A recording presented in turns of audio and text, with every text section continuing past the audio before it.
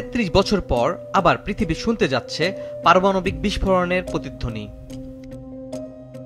এমন এক ঘোষণা দিলেন যুক্তরাষ্ট্রের প্রেসিডেন্ট ডোনাল্ড ট্রাম্প, যা মুহূর্তেই কাঁপিয়ে দিল গোটা বিশ্বকে। বৃহস্পতিবার 30 অক্টোবর দক্ষিণ কোরিয়ার বুসান শহরের দিকে মেরিন ওয়ান হেলিকপ্টারে উড়ে যাচ্ছিলেন ডোনাল্ড ট্রাম্প। সামনে চীনের প্রেসিডেন্ট শি জিনপিং এর সঙ্গে এক উত্তেজনাপূর্ণ বৈঠক। আর ঠিক সেই মুহূর্তে নিজের সোশ্যাল মিডিয়া প্ল্যাটফর্ম ট্রুথ সোশ্যালে পোস্ট করে তিনি জানালেন, পেন্টাগনকে নির্দেশ দিচ্ছি, যুক্তরাষ্ট্র এখন থেকে সমান ভিত্তিতে পারমাণবিক অস্ত্রের পরীক্ষা চালাবে, যেমনটা করছে অন্য পারমাণবিক শক্তিগুলো। এই এক ঘোষণায় যেন জমে উঠল নতুন এক পারমাণবিক খেলা। সাম্প্রতিক বছরগুলোতে চীন দ্রুত বাড়াচ্ছে নিজের পারমাণবিক অস্ত্র ভান্ডার। রাশিয়াও সম্প্রতি পরীক্ষা করেছে পারমাণবিক চালিত ক্রুজ ক্ষেপণাস্ত্র ও টর্পেডো।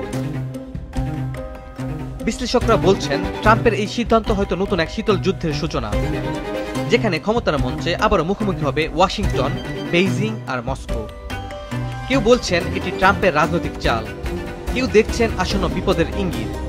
কারণ যুক্তরাষ্ট্র সর্বশেষ পারমাণবিক পরীক্ষা চালিয়েছিল 1992 সালে। তারপর এতদিন নীরবতা। এখন 33 বছর পর সেই নীরবতা ভেঙে আবার গর্জে উঠতে যাচ্ছে বিশ্বের সবচেয়ে ভয়ঙ্কর শক্তির নাম পারমাণবিক অস্ত্র।